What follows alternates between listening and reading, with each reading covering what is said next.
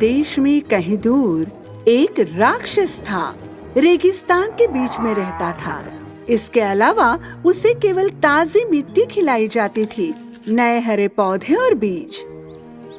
रेगिस्तान से कुछ दूर एक ऐसा राज्य था जिसे उसने अभी तक खोजा नहीं था और ना ही जाकर उसकी मिट्टी खाई थी। इस राज्य के राजा और रानी के बच्चे नहीं थे और वे इस बात से बहुत दुखी थे। जब रानी एक रात सो नहीं पाई, वो चुपके से महल से बाहर निकल गई और रेगिस्तान में घूमती रही। हालांकि रेगिस्तानी राक्षस ने उसे देखा। वो उसके पास नहीं गया और उसे नुकसान भी नहीं पहुंचाया, क्योंकि वो दुनिया के सभी पौधों और ताजी मिट्टी को खाना चाहता था। उस पल में एक तारा आकाश से गिर गया और अपने पीछे एक हरा निशान छोड़ गया। गिरते सितारे को देखकर रानी ने एक इच्छा की। ओह, काश मेरी एक बेटी होती तो मैं उसे गले लगाकर प्यार से बड़ा करती। उस पल में रानी के सामने एक तारा परी प्रकट हुई। ओह, तुम एक परी हो। मुझे अपनी आँखों पर विश्वास नहीं हो रहा। हाँ प्रिय रानी, मैंने आपकी इच्छा सुनी और आपके सामने प्रकट हुई। अगर आप बच्चा पैदा करना चाहते हैं तो 7 दिन और 7 रातों तक इस मरुभूमि में घूमना। सितारों का जादू आपको हैरान कर देगा। स्टार परी के शब्दों को सुनकर रानी वास्तव में रेगिस्तान में घूम रही थी, 7 दिन और 7 रात। दूसरी ओर राजा ने सोचा कि रानी, जो कई दिनों से महल में नहीं लौटी थी, खो गई है और वो तबाह हो गया। रेगिस्तान में उसके 7वें दिन के अंत में जब वो निराशा में थी, रानी ने किसी का रोना सुना। रानी उस दिशा की ओर बढ़ी जहाँ से आवाज आ रही थी। उसने देखा कि एक छोटा बच्चा रेत पर रो रहा है। उसने तुरंत उसे अपनी बाहों में ले लिया और महल में लौट आई। राजा बड़ा खुश हुआ जब उसने रानी को सुरक्षित और कई दिनों बाद देखा और एक प्यारा बच्चा वो अपनी बाहों में ले जा रही थी। उसकी खुशी और भी बढ़ा रहा था। उन्होंने उस छोटे बच्ची का नाम रखा पृथ्वी राजकुमारी। साल बीत गए। पृथ्वी राजकुमारी बड़ी हो गई और एक बहुत ही सुंदर लड़की बन गई। उसके बचपन से ही उसको बहुत पसंद था रेत से खेलना। अगर उसने रेत में एक तितली बनाई तो वो जीवित हो जाती और उसके चारों ओर उड़ती रहती। या अगर उसने एक फूल बनाया तो वो एक असली फूल बन जाता जिसकी खुशबू अद्भुत होती थी। एकमात्र व्यक्ति जिसने महसूस किया था कि पृथ्वी राजकुमारी के पास जादुई शक्ति थी, वो उसके पिता राजा थे। लेकिन उसने उसकी शक्तियों के बारे में किसी को नहीं बताया ताकि उसे कोई नुकसान न हो। एक दिन जब लोग नई फसल बो रहे थे, रेगिस्तान राक्षस की नाक ने तेज गंध पकड़ी। उसे जल्द ही एहसास हो गया कि वो ताजी मिट्टी की गंध थी। जब उसने स्वादिष्ट पौधों के बारे में सोचा कि वो बीज खाएगा, उससे रहा नहीं गया और वो उसी समय गंध की दिशा की ओर बढ़ने लगा। इस बीच राज्य में लोगों ने महसूस किया, देखा कि जमीन कांपने लगी थी। ओह, क्या चल रहा है? क्या ये भूकंप है? ये तो कुछ और है। जमीन को हिलते हुए देखकर राजा और रानी भी दौड़ पड़े महल की बालकनी से बाहर, और दूर रेगिस्तान के राक्षस को उन्होंने देखा जमीन के नीचे राज्य की ओर बढ़ता हुआ। अरे नहीं, मुझे नहीं पता था कि ये सच में होते हैं। ये बहुत बुरा है। मिथक सच हो रहा है। रेगिस्तान के राक्षस को रोकने के लिए राजा ने तुरंत अपने सैनिकों को आदेश दिया। सिपाही राज्य के द्वार पर छुप कर बैठ गए। लेकिन रेगिस्तानी राक्षस इतना बड़ा और डरावना था कि बहुत से सैनिकों ने सोचा कि वे उसे हरा नहीं सकते। जब रेगिस्तानी राक्षस राज्य के पास आया, तब उसने सैनिकों को पकड़ लिया और एक एक करके उन्हें रेगिस्तान में फेंक दिया। बचाओ! बचाओ! नहीं, मेरे सैनिक, मेरा राज्य! ये देखकर लोगों ने जमीन पर खेती करना बंद कर दिया और वो अपनी जान बचाने के लिए भागने लगे। राक्षस ने हर पौधा, हर ताजी हरियाली खाना जारी रखा। उदासी और भय के कारण लोगों को समझ नहीं आ रहा था कि वो क्या करे। राजा अपने महल से बाहर आया अपनी पूरी ताकत के साथ। पृथ्वी राजकुमारी भी उनके साथ चल पड़ी। मेरी राजकुमारी, मेरी खूबसूरत पुत्री, अपनी माँ के साथ महल में ही रहना। मैं नहीं चाहता कि तुम्हें चोट पहुँचे। नहीं डैडी, आपको पता है मैं उसे हरा सकती हूँ। मैं अपना राज्य, अपनी भूमि बचा सकती हूँ। राजा नहीं चाहते थे कि उनकी इकलौती बेटी पृथ्वी राजकुमारी रेगिस्तान के राक्षस का सामना करे, तो उन्होंने उसे वहीं रोका, तलवार उठाई और दौड़ पड़े राक्षस की ओर, जो उपजाऊ जमीन को खा रहा था। उन्होंने उसे रोकने की कोशिश की, लेकिन नाकाम रहे। रेगिस्तान राक्षस ने राजा को उठाकर फेंकने की कोशिश करते ही पृथ्वी राजकुमारी खुद को रोक नहीं पाई और उसने रेती पर कवच का चित्र निकाला। वो जादुई रूप से वास्तव में ढाल बन गई और उस ढाल से राजकुमारी ने खुद का कवच बनाया और रेगिस्तानी राक्षस की ओर दौड़ पड़ी। रेगिस्तानी राक्षस ने राजकुमारी पर रेत फेंकी, फिर भी वो उसे रोक नहीं सका। पृथ्वी राजकुमारी तुरंत झुक गई और रेत में अपनी जादुई शक्ति से एक बड़ी बाल्टी का चित्र बनाया। बाल्टी असल रूप में सामने आई। राजकुमारी ने इस बाल्टी को उठा लिया और उसे रेगिस्तानी राक्षस पर फेंक दिया। वो बाल्टी रेगिस्तानी राक्षस के सिर पर जा लगी और वहीं फंस गई। इस प्रकार राक्षस आगे का नहीं देख पाया और उपजाऊ जमीन खा नहीं पाया। उस समय पृथ्वी राजकुमारी ने सारी शक्ति इकट्ठा कर राक्षस को राज्य से दूर फेंकने के लिए एक रेगिस्तानी बवंडर बनाया। ये बवंडर इतना बड़ा था और मजबूत था कि इसने एक पल में राक्षस को अपनी चपेट में ले लिया और उसे राज्य से दूर ले गया। जो लोग ये देख रहे थे कि क्या हो रहा है, बड़े विस्मय और प्रसन्नता में थे। पृथ्वी राजकुमारी अपने द्वारा उपयोग किए जाने वाले जादू से थक गई थी। किंग तुरंत दौड़कर उसके पास गया और उसे गले से लगा लिया। तुमने हमारी जान बचाई, हमारी जमीन और हमारा राज्य भी। पृथ्वी राजकुमारी जिंदाबाद! राजकुमारी अमर रहे! उस दिन से पृथ्वी राजकुमारी ने उसके साहस से राज्य की सभी भूमि को सदैव रक्षण दिया, क्योंकि मिट्टी के बिना जीवन नहीं होता और पृथ्वी राजकुमारी ये सबसे अच्छी तरह जानती थी।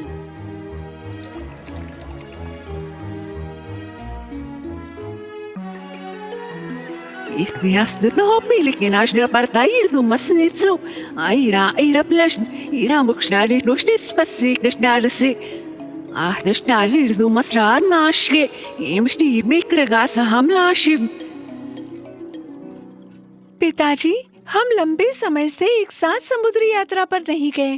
क्या आप मेरे साथ आना चाहोगे? आज मैं मछली परिवारों के लिए डूबते जहाजों से आश्रय बनाने जा रहा हूँ मेरी खूबसूरत बेटी। मैं फिर कभी तुम्हारे साथ आऊंगा। तो मैं लौट कर आने के बाद आपकी मदद कर लूंगी। Arzuge să हम राविडप गया को उष्णक्रो, नुष्णान मारत गया को इल्ष्णम। ये ग्रेती म्यार है कि कर तुम सीर प्लशनी हिन्नन। हे, ये क्या हो रहा है? तुम किससे भाग रहे हो? भागो जलपरी भागो! एक विशाल द्वार हर किसी को अंदर खींच रहा है। Etnihi ngarek ngumbro ailshnam ay. Aya pe merdumaskala aluklip bok dukkinaira. Ailelem prepastit pokaira ira plash en rava merab gero. Aigluk kanashna savradot ishno pira karuht vovbash. Ahta savrad na premotsav emi arhegi kardumasahavi auhireshat hobrake de Yesu. Igelinetro ikravdimis haresisitro yanablahni keluglugge eilin vainira plash. Ahta ukhvea kravdimis sahro. Ahta igohna bravamut ahkedeshdi pesairesha einaira bash. Ahta nagro alin nagnina bro. Arkedokilis na maratis dinik mo na atras suih di hermuk में सिसित्रो राष्ट्रो। Hello starfish. ओह, मुझे लगता है कि मैं खो गई हूँ।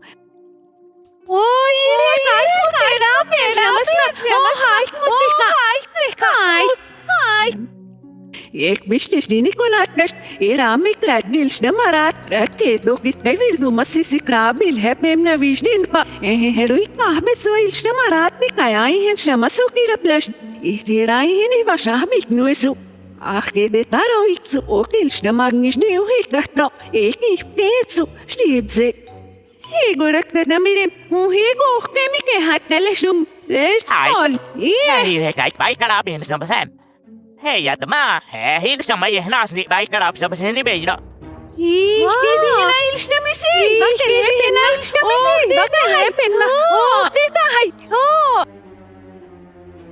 ओह नहीं, मैं तुम्हारे जैसी भाषा नहीं बोलती। छोटी मछलियों, हम एक दूसरे को कैसे समझेंगे? लिटिल मरमेड आर्या ने अपने हाथों का उपयोग करके मदद मांगने की कोशिश की, लेकिन झींगा मछली इन हरकतों से डर गई और तुरंत वहां से भाग गई। जैसे ही लिटिल मरमेड ने जमीन की ओर तैरने का फैसला किया, उसने दूर से एक ब्लोफिश देखी। वो जल्दी से तैरकर उनके पास पहुंची और मदद मांगी। कृपया कृपया ब्लोफिश, मेरी मदद करे। मैं खो गई हूँ और वापस नहीं जा सकती। मैं समझ नहीं पा रही हूँ आप क्या कह रहे हैं, लेकिन मैं तुम्हें चोट नहीं पहुँचाऊंगी, चिंता मत करो। जब जल परी आर्या ने ब्लोफिश को अपना हाथ दिया, ब्लोफिश एक पल के लिए घबरा गया और उसने अपना जहरीला पंख फुलाया और उसका पंख नन्ही जलपरी को छू गया। नन्ही जलपरी वो कमजोर होकर गिर पड़ी और आंखें बंद करके पानी के तल में डूब गई। समय बीतता गया। पोसाइडन, समुद्री राजा, अपनी बेटी आर्या की तलाश कर रहा था, जो घंटों तक राज्य में वापस नहीं लौटी थी। समुद्र की खोज करते रहो। जब नन्ही जलपरी को होश आया तो उसने एक बूढ़ी जेलीफिश के घर में अपनी आंखें खोली। बूढ़ी जेलीफिश आर्या के पास इंतजार कर रही थी। आखिरकार आप होश में आ गई हैं। आखिरकार एक प्राणी जिसके साथ मैं वही भाषा बोल सकती हूँ। मुझे बचाने के लिए धन्यवाद। जेलीफिश ने आर्या को बताया कि वो भी वर्षों पहले गलती से समुद्र के इस किनारे आ गई थी और फिर कभी वापस नहीं लौट सकी। इसीलिए मैंने यहाँ की भाषा सीखी, लेकिन मेरी शक्ति इस जगह को सुंदर बनाने के लिए पर्याप्त नहीं चल पड़ी। ओह, मेरे मन में एक समाधान है, लेकिन हमें पहले रहस्यमय द्वार ढूंढना होगा। जलपरी आर्या और बूढ़ी जेलीफिश एक साथ तैरकर समुद्र के दूर तक पहुंच गई। फिर बूढ़ी जेलीफिश ने जोर से सीटी बजाई। अचानक बहुत सारे स्क्विड छात्र उसके चारों ओर इकट्ठा हुए। जेलीफिश ने उन्हें एक ही समय में अपनी स्याही छोड़ने के लिए कहा। जैसे ही मछलियों ने स्याही छोड़ी, रहस्यमय द्वार जो पारदर्शी था अचानक दिखाई देने लगा, लेकिन उन्होंने बहुत जोर लगाने पर भी गेट नहीं खुला। इसलिए लिटिल मरमेड ने पानी के बुलबुले से एक हथौड़ा बनाया और बड़ी ताकत से गेट पर प्रहार किया। इस प्रकार जैसे ही द्वार खुला, उन्होंने स्वयं को दूसरे महासागर में पाया। साथ में वे समुद्री साम्राज्य में तैर गए। आर्या ने एक एक करके अपने पिता पोसाइडन को बताया कि उसने जो पूरी तरह से अलग दुनिया देखी वो कितनी अशुद्ध और उपेक्षित थी। इसका उपाय सरल और स्पष्ट है। हम जितनी जल्दी हो सके उस पानी को साफ करेंगे और हम मछलियों के लिए अच्छा आवास प्रदान करेंगे। साथ में वे उसी स्थान पर गए जहां रहस्यमय द्वार था। पोसाइडन ने अपनी छड़ी उठाई और इतनी बड़ी लहरें पैदा की कि रहस्यमय द्वार एक पल के लिए दिखाई दिया और फिर टूट गया। इस प्रकार दो महासागर एक साथ आए, पानी साफ हो गया और समुद्री जीव बहुत खुश हुए। इसी बीच पोसाइडन को ये एहसास हुआ कि मछलियों को एक दूसरे की भाषाएं समझने में कठिनाई हो रही है। एक डूबे हुए जहाज को स्कूल में बदल दिया गया। इस प्रकार सभी मछलियां एक दूसरे की भाषा सीखने में सक्षम हो गई। अब तुम मुझे जहर नहीं दोगे छोटे बुलबुले? मैं तुम्हें दोबारा चोट नहीं पहुंचाऊंगा जलपरी, मुझे माफ करो। पोसाइडन द्वारा पानी साफ करने के बाद सभी मछलियों ने इस नई दुनिया को सुंदर बनाने के लिए हाथ मिलाया, जहां उन्होंने एक दूसरे की भाषाएं सीखी, क्योंकि हर नई भाषा हमेशा एक नई दुनिया के द्वार खोलती है। Here's my home, deep blue sea. Everything is fun, friends with me. The king called me the little mermaid, the very best daughter of the king of the sea. Just look around, you will see the joy, a beautiful life and the ocean roar. Just look around, you will see the joy, a beautiful life and the ocean roar.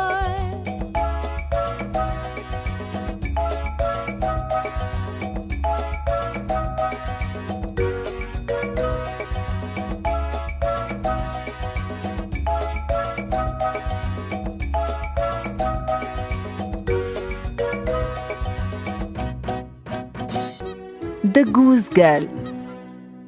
एक बार की बात है, एक रानी और उसकी बेटी देश के सबसे खूबसूरत महल में एक साथ रहते थे। राजकुमारी की एक परी थी जिसे वो बहुत प्यार करती थी। इस परी ने हमेशा उसकी रक्षा की। एक दिन जब राजकुमारी की शादी की उम्र हो गई तो उसने दूसरे देश के राजकुमार से मिलने जाने का फैसला किया। रानी ने चलते वक्त अपनी बेटी को अपने साथ ले जाने के लिए गहनों का एक डिब्बा दिया। अगर रास्ते में किसी को पता चलता है कि आप राजकुमारी हैं, तो आपके साथ बुरा हो सकता है बेटी। इसलिए किसी सैनिक की बजाय मेरी एक सहायक तुम्हारे साथ रहेगी। अच्छी परी के पास राजकुमारी के लिए उपहार भी थे। उसने उसे फलादा नाम का एक बोलने वाला घोड़ा दिया। मैं सड़क पर दौड़ने के लिए तैयार हूँ मेरी राजकुमारी। एक और चीज है जो मैं तुम्हें देना चाहती हूँ मेरी राजकुमारी। परी ने राजकुमारी को एक रुमाल दिया जिस पर 3 सितारे थे। ये जादुई रुमाल है राजकुमारी, इसे हमेशा अपने पास रखें और जरूरत पड़ने पर इस्तेमाल करें। राजकुमारी ने अलविदा कहा और फलादा पर बैठ गई और उसकी सहायक एक गधे पर। कुछ घंटे बाद राजकुमारी जंगल की सड़क पर चल रही थी। वो बहुत थक गई थी, इसलिए उसने कुछ आराम करने की सोची। ओह, मुझे बहुत प्यास लगी है। हमारे पास पानी है ना? मुझे दोगी थोड़ा? सहायक लड़की ने पानी पीकर खत्म कर दिया था। क्षमा करें राजकुमारी, लेकिन मुझे भी बहुत प्यास लगी थी, इसलिए मैंने वो सब पी लिया। अपने लिए ढूंढ लो, मैं नौकर नहीं हूँ। राजकुमारी सहायक के ऐसे अभद्र व्यवहार को देखकर बहुत हैरान थी, लेकिन उसने कुछ नहीं कहा। वे सड़क पर चलते रहे। कुछ समय बीत जाने के बाद राजकुमारी रुक गई। शाही सहायक, क्या आप मुझे उस फव्वारे से पानी लाकर देंगी प्लीज? क्षमा करें राजकुमारी, लेकिन मैं आपकी नौकरानी नहीं हूँ। आप अपने घोड़े से उतरिए और अपना पानी खुद पी लीजिए। राजकुमारी और फलादा की नजरें मिली। एक बात कहूँ, मुझे ये सहायक लड़की कुछ ठीक नहीं लग रही। इसकी मौजूदगी में सावधान रहें। राजकुमारी अपने घोड़े से नीचे उतरी और उसने खुद ही तालाब से पानी लेकर पिया। उसकी जेब में रखा जादुई रुमाल अचानक बोलने लगा।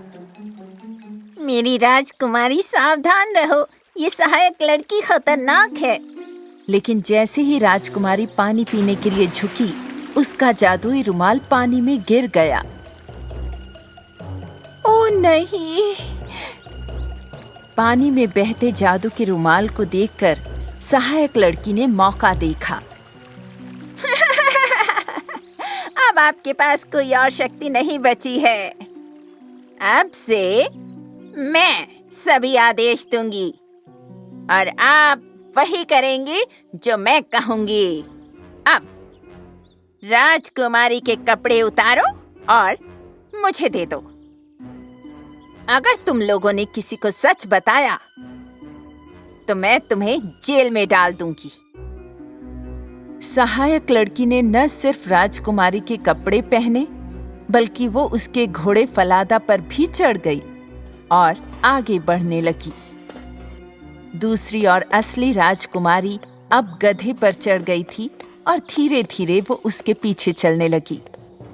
कुछ देर बाद वे दोनों राजकुमार के महल में पहुंची। जब राजकुमार ने उनका स्वागत किया तो उसने सोचा कि सहायक लड़की राजकुमारी है और उसे अंदर आमंत्रित कर लिया, जबकि असली राजकुमारी बाहर खड़ी रही। ठीक है मेरे राजकुमार, वो सिर्फ एक नौकरानी है, उसे हमारे साथ महल में अंदर आने की जरूरत नहीं है। अच्छा होगा कि आप उसे कोई नौकरी दे दें ताकि वो अपनी नौकरों वाली औकात ना भूले। राजकुमार ने वैसा ही किया और उसे कॉनराड नाम के एक लड़के से मिलवाया जो हंसों का रखवाला था।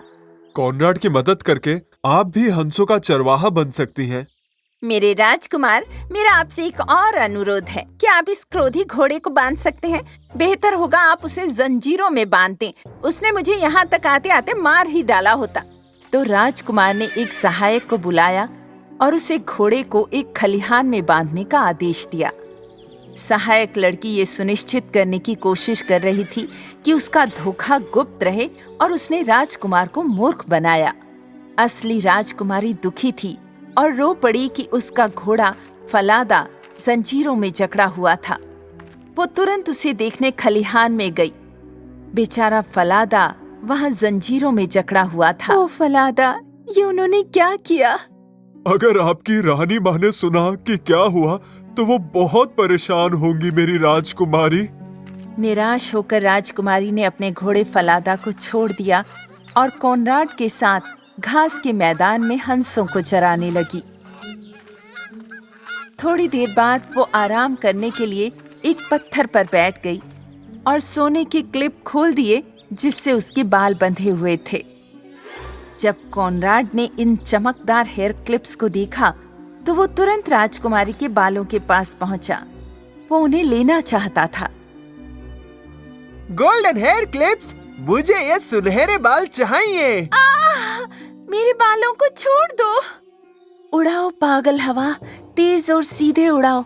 कॉनराड की टोपी उड़ाओ और ले जाओ। उसी समय ऐसी पागल हवा चली कि कॉनराड की टोपी उसके सिर से उड़ गई। पहाड़ों पर उड़ती हुई टोपी का पीछा करने के बाद कॉनराड ने आखिरकार अपनी टोपी पकड़ ली। राजकुमारी, जिसने अपने बालों को फिर से बांध लिया था, उसने अपने सुनहरे बालों की क्लिप छिपा दी। सूर्यास्त तक हंसों को एक साथ चराने के बाद कॉनराड और राजकुमारी आखिरकार महल में लौट आए। कॉनराड तुरंत राजा के सामने गया। मैं उस अजनबी के साथ काम नहीं करना चाहता।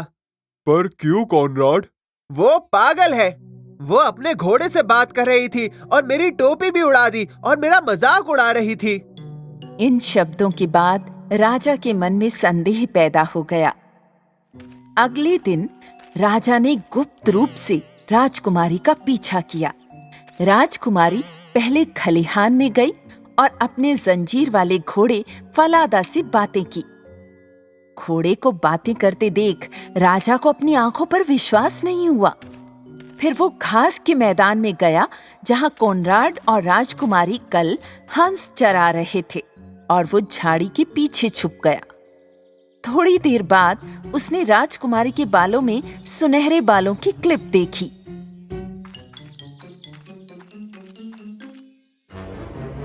उड़ा पागल हवा, तुरंत उड़ा। कॉनराड की टोपी उड़ाओ और ले जाओ। राजकुमारी के इन शब्दों के बाद बहुत ही तेजी से एक पागल हवा चलने लगी और टोपी फिर से उड़ गई। कॉनराड अपनी टोपी के पीछे पहाड़ों तक दौड़ा। इस बीच राजकुमारी ने अपने सुनहरे बालों की क्लिप फिर से अपने बालों में छिपा ली। राजा को ये देखकर बहुत आश्चर्य हुआ और वो चुपके से तुरंत महल में लौट आया। शाम को राजा ने राजकुमारी को अपनी उपस्थिति में बुलाया। उसने उससे उसके बोलने वाले घोड़े फलादा और सुनहरे बालों की क्लिप और जंगली हवा के बारे में पूछा। राजा के ये पूछने पर राजकुमारी रोने लगी। मैं आपको नहीं बता सकती महाराज, अगर मैंने ऐसा किया तो मैं जेल चली जाऊंगी। सच बोलने से बिल्कुल भी मत डरो जवान लड़की, बताओ मुझे। राजकुमारी ने शुरू से राजा को एक एक करके सारी घटनाएं बताईं। रास्ते में उसके साथ जो कुछ भी हुआ था। ओ, तुम असली राजकुमारी हो। चिंता मत करो, तुम्हें कोई नुकसान नहीं पहुंचाएगा। अब जाओ और राजकुमारी की तरह तैयार हो जाओ। राजा ने तुरंत अपने पुत्र राजकुमार को बुलाया और उसे सब कुछ बताया। उसी शाम नकली राजकुमारी से बिना कुछ कहे राजकुमार ने महल में भोज का आयोजन किया। असली राजकुमारी राजकुमार के एक तरफ और नकली दूसरी तरफ बैठी थी। असली राजकुमारी की सुंदरता मुग्ध कर देने वाली थी, लेकिन नकली राजकुमारी ने उसे नहीं पहचाना। ये लड़की कौन है और यहाँ दावत में क्या कर रही है? उसे ये इतने सुंदर गहने और सुंदर पोशाक कहाँ से मिली? महल में उपस्थित सभी लोग, मेरे पास आपके लिए कहानी है, ध्यान से सुनिएगा। राजा ने इस तरह बताना शुरू किया कि राजकुमारी के साथ क्या हुआ था, जैसे कि ये किसी और की कहानी हो। अंत में उन्होंने सभी से पूछा कि झूठ बोलकर लोगों को धोखा देने वाले को कैसी सजा दी जाए। उस झूठे को सबसे भारी सजा दी जानी चाहिए मेरे राजा। उसके पैरों को जंजीर से बांधकर हमेशा के लिए कैद कर लेना चाहिए। क्या वाकई? लेकिन इस कहानी में तुम ही वो झूठी हो। तुमने अपने आप को खुद दंड दिया है। सैनिकों, इस झूठी को मेरी नजरों के सामने से ले जाओ। इस प्रकार सहायक लड़की को झूठ बोलकर राजकुमारी का जीवन बर्बाद करने की सजा भुगतनी पड़ी। राजकुमार ने उस रात असली राजकुमारी के सामने शादी का प्रस्ताव रखा। तब राजकुमारी और राजकुमार खलिहान में गए और बात करने वाले घोड़े फलादा को भी बचाया। आखिरकार सच सामने आ ही गया राजकुमारी। अगर आपकी रानी माँ ये पल देखती तो वो खुशी से रो पड़ती। राजकुमारी और राजकुमार ने एक नया जीवन शुरू किया, जिसमें वे अब बहुत खुश थे और राजकुमारी की नेक दिल परी हमेशा उनके साथ रहती थी, जो उन्हें हमेशा के लिए हर बुराई से बचाती थी। आलसी लड़की। एक बार की बात है, एक पिता और उसकी 2 जवान बेटियां दूर एक देश में एक साथ रह रहे थे। एक लड़की बहुत मेहनती थी और दूसरी बहुत आलसी। दीदी, क्या आप कभी मदद भी करती हैं? मैं बहुत थक गई हूँ। अरे नहीं, तुम पहले से ही सफाई कर रही हो, अब मैं अपने हाथ गंदे क्यों करूं? मेरे नाखून भी टूट जाएंगे। उनके बूढ़े पिता एक मेहनती इंसान थे, इसलिए हमेशा थक जाते थे। शाम को उनके पास सिर्फ सूप और कुछ रोटी ही खाने के लिए होती थी। एक दिन बूढ़े पिता ने अपनी बेटियों से एक निवेदन किया। मेरी प्यारी बेटियों, तुम जानती हो मैं तुम दोनों से बहुत प्यार करता हूँ और मैं सोच रहा था कि अब तुम दोनों बड़ी हो गई हो और समय आ गया है कि तुम दोनों जिम्मेदारियां उठाओ। मैं चाहता हूँ कि तुम दोनों कोई काम या नौकरी ढूंढो। आप सही कह रहे हैं, मैं कल जरूर कोई काम तलाश कर लूंगी। और तुम्हारा क्या मेरी बच्ची? मेरी बहन को नौकरी मिलनी चाहिए, ये उसकी बात है, लेकिन मुझे लगता है कि मैं घर का काम ज्यादा अच्छा करती हूँ। बूढ़ा अपनी बेटियों को इतना उत्सुक देखकर बहुत खुश था।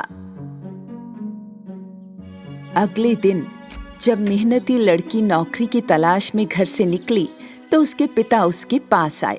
मेरी प्यारी बच्ची, मैं तुम्हें एक सलाह देना चाहता हूँ। अगर कभी भी कोई तुमसे मदद मांगे तो उसे मना मत करना। हमेशा तट पर रहना और अपने काम से प्यार करना, और जो भी काम करो पूरी लगन से करना।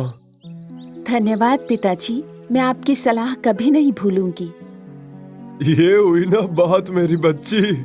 मेहनती बेटी अपनी नौकरी खोजने निकल पड़ी, जबकि आलसी बेटी, जिसने कहा था कि वो घर का काम करेगी, उसने कुछ नहीं किया। घर दिन ब दिन गंदा होता जा रहा था और भी गंदा। मेहनती लड़की कई दिनों तक पैदल चलती रही, लेकिन उसे कोई काम नहीं मिला। कुछ दूर चलने पर मेहनती लड़की को सूखी शाखाओं और जड़ों वाला एक पेड़ दिखा। अरे जवान लड़की, क्या तुम मेरी सूखी शाखाओं को साफ कर दोगी और मेरी जड़ों में थोड़ा पानी दे दोगी? मेहनती लड़की ने पेड़ की सभी सूखी शाखाओं को तब तक साफ किया जब तक कि उसकी हथेलियां घायल नहीं हो गईं, और अपने पीने के पानी से जड़ों को भी सींचा।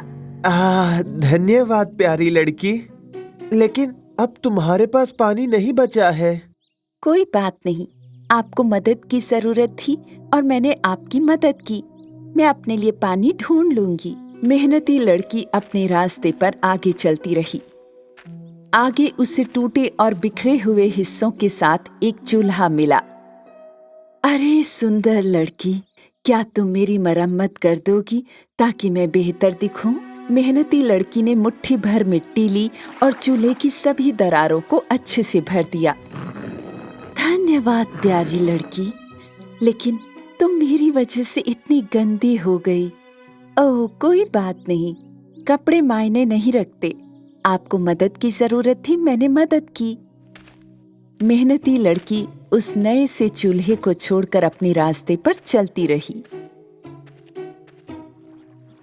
थोड़ी देर बाद एक प्यारा मेमना दिखाई दिया, लेकिन वो काला था, सिर से पांव तक कोयले की तरह। हेलो प्यारी लड़की, मैं गलती से कोयले में घुस गया और गंदा हो गया। तुम मुझे नहला दोगी क्या? मेहनती लड़की ने मेमने को झील के किनारे नहला दिया। मेमना पहले की तरह सफेद हो गया और चमक उठा। धन्यवाद, लेकिन तुम मेरी वजह से भीग गई। तुम्हें मदद की जरूरत थी, मैंने मदद की। मैं पहले से ही बहुत गंदी थी, अब मैं साफ हो गई। मेहनती लड़की अपने रास्ते पर चलती रही। जब अंधेरा हुआ तो उसे एक सुंदर घर मिला। ओह, जहां 7 परियां रहती थी। मेहनती लड़की घर में दाखिल हुई। हेलो, मैं आपके घर बिना अनुमति के आने के लिए क्षमा चाहती हूँ। मैं एक युवा लड़की हूँ जिसे काम की तलाश है। तुम चाहो तो यहाँ काम कर सकती हो जवान लड़की। हमारे घर में 7 कमरे हैं। तुम्हें हर दिन सिर्फ 6 कमरे साफ करने होंगे, लेकिन 7वें कमरे में भूलकर भी मत जाना। मेहनती लड़की ने नौकरी स्वीकार कर ली। जैसा कि परियों ने कहा था, वो पूरे 1 साल तक हर दिन 6 कमरों की सफाई करती रही। उसने कभी 7वें कमरे में प्रवेश नहीं किया। और जब उसके पास काफी पैसे जमा हो गए तो उसने परियों से घर लौटने की अनुमति मांगी। बेशक जवान लड़की, तुम घर जा सकती हो। मैं हैरान हूँ कि तुमने 7वें कमरे में कभी प्रवेश क्यों नहीं किया। मुझे अपने काम पर गर्व है। मेरे पिता कहते थे कि अपना काम हमेशा ठीक से करो, चाहे कुछ भी हो। मेरे यहाँ रहते हुए मेरा काम सिर्फ 6 कमरों की सफाई करना था और यही मैंने किया। हम तुम्हें तुम्हारी ईमानदारी और मेहनत के लिए इनाम देना चाहते हैं। चलो आओ हमारे साथ। परियों ने युवा लड़की को 7वें कमरे में प्रवेश करने के लिए कहा। जब लड़की अंदर गई तो उसने चांदी और सोने के ढेर सारे सिक्के देखे। अब तुम इन सिक्कों के बीच घूमो और जितने भी सिक्के तुमसे चिपक जाएंगे वो तुम्हारे होंगे। मेहनती लड़की सिक्कों में बाएं से दाएं घूम गई।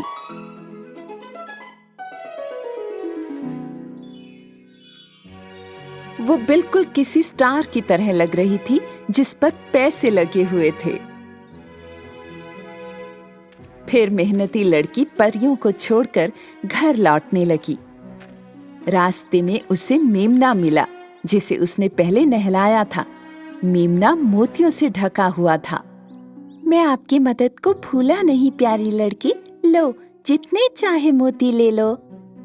मेहनती लड़की ने मेमने को धन्यवाद दिया और अपनी बाहों और गर्दन को मोतियों से ढक लिया और अपने रास्ते पर चलती रही। चलते चलते अब वो चूल्हे के पास पहुंची जिसकी उसने जाते वक्त मरम्मत की थी। आपने मेरी जो मदद की उसे मैं नहीं भूला प्यारी लड़की। लो मेरी गर्मा गर्म रोटियां और केक तुम्हारे हैं। मेहनती लड़की ने चूल्हे द्वारा दी गई रोटियों में से कुछ खा ली और उसमें से कुछ घर के लिए रख ली और अपने रास्ते पर चलती रही। थोड़ा आगे चलने पर उसे पेड़ दिखाई दिया जिसकी डालियां फलों से ढकी हुई थी। इधर आओ प्यारी लड़की, तुमने जो मदद की उसके लिए मैं आभारी हूँ। ले लो, मेरे सारे अंगूर तुम्हारे हुए। मेहनती लड़की ने धन्यवाद दिया और पेड़ से विदा लेकर चलने लगी। बहुत बहुत धन्यवाद, कितना फलदायी अनुभव है। उसके पिता और आलसी बहन ने दरवाजे पर उसका अभिवादन किया। लड़की की गठरी सोने और मोतियों से भरी हुई थी। आलसी बहन को बहुत जलन हुई जब उसने देखा कि उसकी बहन इतनी अमीर हो गई है। उन सिक्कों को देखो, मुझे नौकरी पाने के लिए एक अमीर परिवार की तलाश करनी होगी। अगर मेरी बहन के पास मोती है तो मुझे पन्ने मिलेंगे।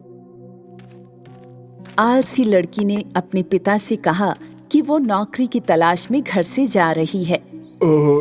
ठीक है मेरी बच्ची, पर तुम तो घर पे भी काम नहीं कर पाती, तो फिर तुम्हें बाहर कैसे काम मिलेगा? आलसी लड़की अपने पिता की बात को पूरा सुने बिना ही चली गई। वो दिन रात चलती थी। थोड़ा और चलने पर वो सूखी शाखाओं वाले पेड़ के पास आई। पेड़ ने लड़की से मदद मांगी। कैसी हो जवान लड़की, क्या तुम मेरी मदद करोगी? मैं इस धूप में तुम्हारी मदद नहीं कर सकती, मेरे बाल खराब हो जाएंगे। बाय। आलसी लड़की आगे बढ़ गई। थोड़ा और चलने पर उसे आगे एक टूटा और बिखरा हुआ चूल्हा दिखाई दिया। चूल्हे ने उससे मदद मांगी। मैं अपने कोमल और नाजुक हाथों को तुम्हारे लिए गंदा नहीं कर सकती, मेरी नेल पॉलिश खराब हो जाएगी। बाय। आलसी लड़की ने चूल्हे की भी मदद नहीं की। तब उसे एक मेमना मिला जो काले कोयले की तरह गंदा था और मेमने ने उसे स्नान कराने के लिए कहा। छी छी छी, मेरे रास्ते से हट जाओ कल्लूटे। आलसी लड़की भाग गई। क्या आलसी भेड़ का बच्चा है, खुद को धो भी नहीं सकता। और आलसी लड़की जल्द ही एक बड़े घर में आ गई। आलसी लड़की ने इसका फायदा उठाया और घर की मालकिन 7 परियों से काम मांगा। मुख्य परी ने उसे 1 साल रहने और सिर्फ 6 कमरे साफ करने के लिए ही कहा। भूलो मत जवान लड़की, तुम कभी भी 7वें कमरे में दाखिल नहीं होगी। आलसी लड़की ने महीनों तक अनमने मन से 6 कमरों की सफाई की।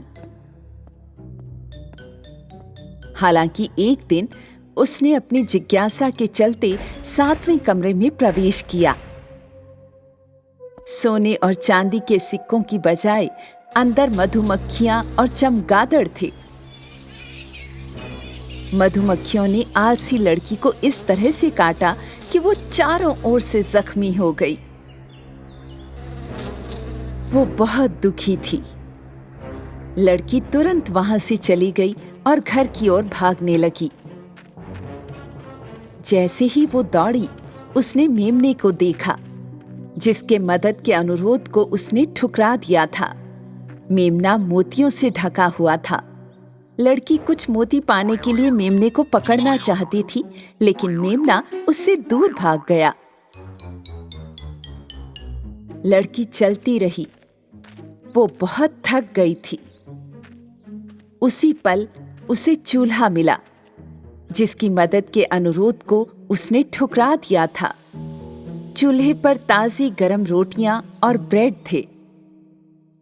जब लड़की ने रोटी का एक टुकड़ा लेना चाहा, तो चूल्हा गर्म हो गया और आलसी लड़की के हाथ जल गए।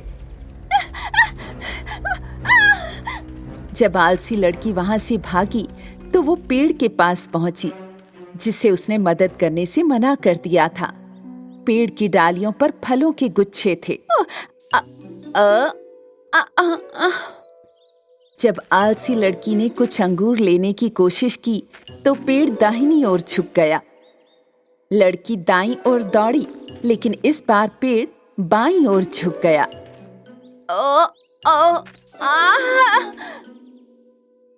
इधर उधर भागते भागते वो थक गई। आलसी लड़की ने आखिरकार फल खाने का इरादा ही छोड़ दिया। वो पूरे 2 दिन तक बिना रुके चलती रही और आखिरकार घर पहुंच गई। उसके पिता और बहन ने आलसी लड़की को गंदे कपड़ों में घर लौटते और घायल हालत में देखा, और वे बहुत हैरान हुए। आलसी लड़की ने बड़े पछतावे के साथ जो कुछ हुआ था उन्हें बताया। मुझे विश्वास नहीं होता कि ये इतना दर्द देता है। मेरी प्यारी बहन, अब तुम समझ गई कि मेहनती होना कितना जरूरी है। याद रखो बेटी, अगर जीवन में ईमानदार और मेहनती बनोगी तो तुम्हें इनाम जरूर मिलेगा। उस दिन के बाद आलसी लड़की फिर कभी आलसी और कामचोर नहीं रही। दोनों बहनों ने कड़ी मेहनत की और उन्हें अच्छा फल मिला, और इस छोटे से परिवार का जीवन सुख, शांति और खुशियों से भर गया।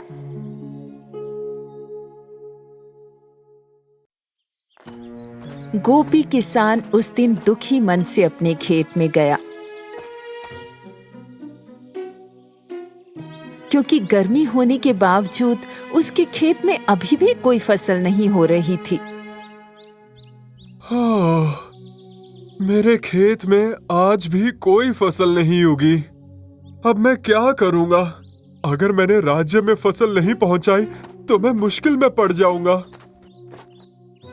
एक दिन जैसे ही गोपी अपने बंजर खेत की खुदाई करते करते थक गया, तो उसकी कुदाल किसी कठोर वस्तु से टकराई। हाँ? वो क्या है? हाँ। जब उसने खुदाई करना जारी रखा, तो देखा कि ये एक घड़ा है। एक घड़ा मेरे खेत में क्या कर रहा है? और ये तो अंदर से खाली है। गोपी बहुत दुखी था कि उसने इतनी मेहनत भी की और नतीजा भी कुछ नहीं निकला। उसने अपनी कुदाल बर्तन में ही गिरा दी और आराम करने के लिए एक पेड़ के नीचे लेट गया। थोड़ी देर बाद घर लौटने से पहले जब वो अपनी कुदाल उठाने गया, तो देखा कि वहां और भी बहुत सी कुदालें हैं। क्या? लेकिन ये कैसे हो सकता है? मेरे पास तो सिर्फ एक कुदाल थी। गोपी ने कुदाल से भरा हुआ घड़ा खाली किया और इस बार अपना फावड़ा उसमें डाल दिया। लेकिन ये क्या? बर्तन में तुरंत 100 फावड़े और दिखाई दिए। ये बर्तन जादू का बर्तन है। ये तो कमाल हो गया। गोपी चकित और रोमांचित दोनों था। वो बर्तन को सीधे अपने घर ले आया। उसने जल्दी से एक मुर्गी के अंडे को बर्तन में आजमाया और उसे बर्तन में छोड़ दिया। जल्द ही बर्तन अंडों से भर गया। मुझे अपनी आंखों पर विश्वास नहीं हो रहा है। फिर उसने अपना सेब और रोटी बर्तन में डाल दी। जादू के बर्तन ने गोपी को सैकड़ों सेब और रोटियां वापस दी। अब मुझे बंजर खेतों को देखने की जरूरत नहीं है। अब मैं इन उत्पादों को राज्य के बाजार में बेच सकता हूँ। हर दिन गोपी बर्तन के कई गुना माल को राज्य में ले जाता। वो हर दिन एक नए उत्पाद को आजमाता था। एक दिन कपड़े, अगले दिन सब्जियां और किसी दिन बीन्स। बाकी दुकानदार उसकी कामयाबी को देखकर चलने लगे थे और गोपी के बारे में राजा के एक सैनिक से शिकायत करते थे। अगले दिन सिपाही ने चुपके से गोपी का पीछा किया। गोपी ने उस सुबह जादू का बर्तन लिया और राज्य के बाजार में बेचने के लिए एक चूजे को बर्तन में रख दिया। थोड़ी देर बाद बर्तन से सैकड़ों चूजे निकले। सिपाही को अपनी आंखों पर विश्वास नहीं हो रहा था। गोपी के घर के आसपास दौड़ते हुए सैकड़ों चूजों में से एक गलती से बर्तन में गिर गया और 100 चूजे और पैदा हो गए। गोपी के सिर पर, कुर्सी के नीचे, खाने की थाली में भी एक चूजा था। सिपाही ने तुरंत जाकर राजा को बताया कि उसने क्या देखा है। राजा ने आदेश दिया कि गोपी और उसके जादू के बर्तन को तुरंत उनके पास लाया जाए। गोपी राजा के सामने गया और राजा ने राज्य के खजाने के लिए उसके पास से बर्तन को जब्त कर लिया।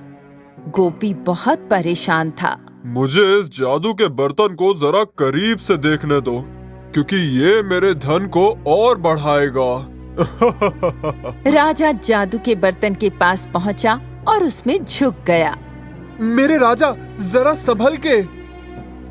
लेकिन तभी राजा फिसल गया। वो अपना संतुलन नहीं रख पाया और सीधे बर्तन में गिर गया।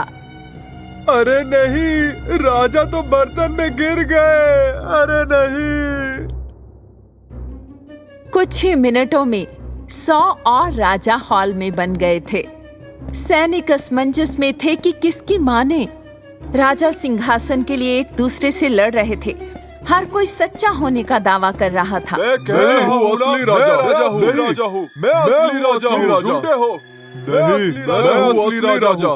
नहीं, चुप रहो। जब गोपी ने महसूस किया कि जादू का बर्तन कितना खतरनाक हो सकता है, तो वो भ्रमित अवस्था में ही महल से बाहर निकल गया और अपना बर्तन अपने साथ ले गया। वो सीधे एक चट्टान पर गया और जादू के बर्तन को चट्टान से फेंक दिया। बर्तन टुकड़ों में बिखर गया और गायब हो गया। उसी दिन से गोपी के खेत में एक बार फिर फसलें उगने लगी और गोपी समझ गया कि भूमि जादू से नहीं बल्कि श्रम से उपजाऊ बनती है और वो हमेशा के लिए धनवान बन गया।